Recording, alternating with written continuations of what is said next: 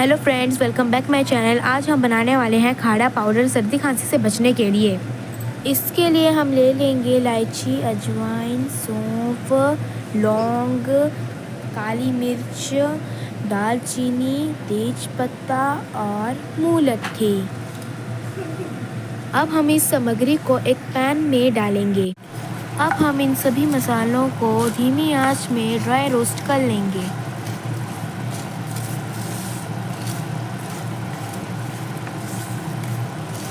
हमारे सभी मसाले अच्छी तरह रोस्ट हो चुके हैं। अब हम इन्हें पीस लेंगे। अब हमारा काढ़ा पाउडर पीसकर हो चुका है रेडी। अब हम इसे किसी जार में स्टोर करके रख लेंगे।